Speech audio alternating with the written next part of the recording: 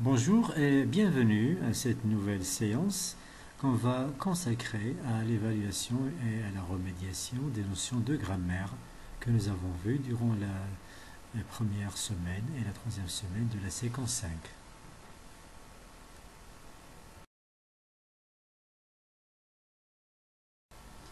Et on commence par un petit rappel, la phrase négative, pourquoi et comment. Alors, on utilise une phrase négative pour nier un fait, c'est-à-dire pour dire non, pour dire que l'action ne s'est pas effectuée, ne s'est pas accomplie. Exemple, si tu as compris, tu vas dire oui, j'ai compris, mais si tu n'as pas compris, tu vas dire non, je n'ai pas compris. Si je nie la compréhension. Bien, on exprime la négation à l'aide des mots ne pas, ne plus, ne jamais, ne rien, ne personne, qui sont des adverbes de négation ou bien des marques de négation. Les marques de la négation encadrent le verbe dans les temps simples. Exemple, je ne bavarde pas en classe. Ici, le verbe bavarder, il est conjugué au présent. Le présent est un temps simple. Donc, il est encadré par ne et pas. Et ils encadrent l'auxiliaire dans les temps composés, par exemple dans le passé composé. Exemple, je ne suis pas arrivé en retard. Ici, ne et pas ont encadré l'auxiliaire suis, c'est-à-dire le verbe être. Donc, je ne suis pas arrivé en retard. Quand le verbe est à l'infinitif, les marques de négation se placent devant le verbe, c'est-à-dire dans la phrase ici, nous avons manger en classe. Le verbe manger n'est pas conjugué, donc on va dire ne pas manger en classe. La phrase impérative, à quoi ça sert? Alors, la phrase impérative sera exprimée un ordre. Exemple, reste à ta place. Un conseil, utilisez toujours les passages protégés. Et à la forme négative, elle exprime une interdiction. C'est quelque chose qu'on ne doit pas faire. N'allumez pas de feu dans la forêt. Elle est souvent construite autour d'un verbe à l'impératif. Vous regardez ici les verbes reste, utiliser, allumer. Donc ce sont des verbes à l'impératif. Donc elle est souvent construite autour d'un verbe à l'impératif. Elle se termine par un point ou par un point d'exclamation. C'est la même chose.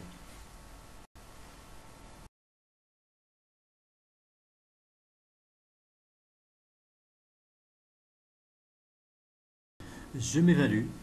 Alors, réécris les phrases en les mettant à la forme négative. Alors, vous avez ici 4 phrases. Elle traverse la rue avec précaution.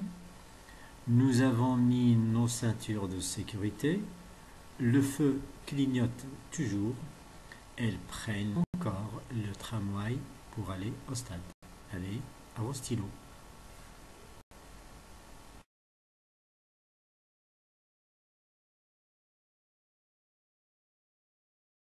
Vos réponses sont-elles justes?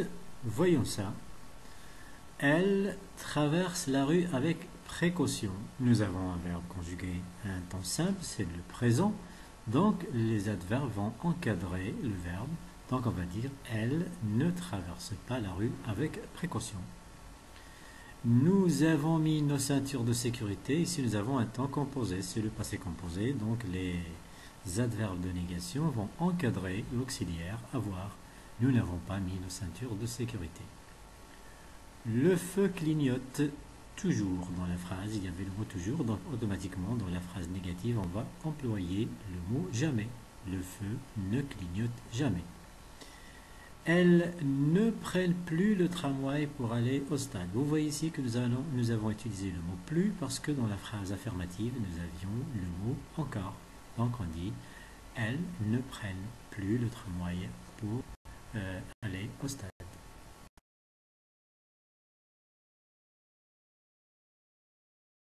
Ici, on vous demande de produire 3 phrases pour exprimer la négation avec les adverbes ne rien, ne jamais et ne plus. Alors, à vos stylos.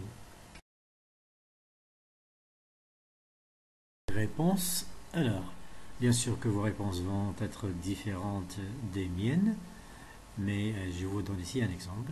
Alors, je n'ai rien mangé depuis ce matin. Alors, oui, donc ici j'ai employé un temps composé, et vous voyez bien que j'ai encadré l'auxiliaire. Ne jouez jamais au milieu de la chaussée. Ici, j'ai employé un verbe conjugué à l'impératif. Donc ici, j'ai exprimé une interdiction. Et dans la dernière phrase, papa est en retraite, il ne travaille plus. Ici, le verbe travailler conjugué au présent. Donc il est encadré par les adverbes de négation ne et plus. Bien, alors dans la deuxième phrase, vous voyez la présence du mot jamais, parce que dans la phrase affirmative, on doit avoir le mot toujours. Et dans la troisième phrase, nous avons le mot plus, parce que dans la phrase affirmative, il doit y avoir le mot encore. Alors, corrigez vos réponses.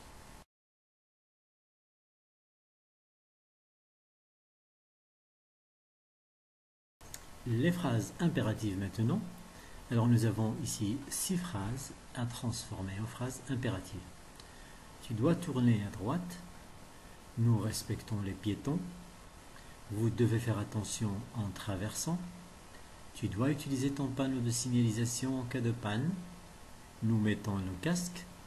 Vous ne roulez pas rapidement. Alors, à vos stylos.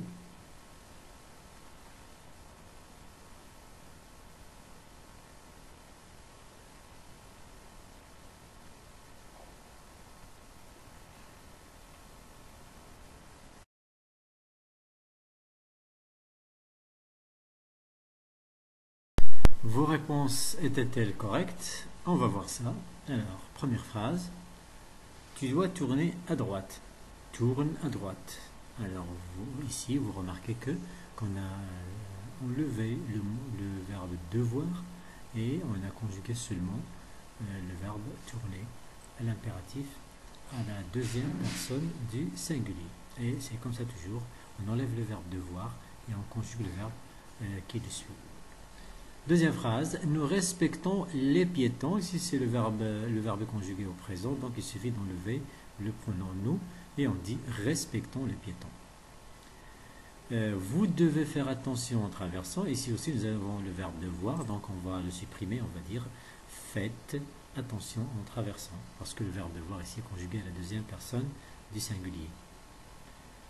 Quatrième phrase, tu dois utiliser ton panneau de signalisation en cas de panne. Ici aussi, nous avons le verbe devoir conjugué à la deuxième personne du singulier. Donc, on va conjuguer le verbe utiliser à la deuxième personne du singulier.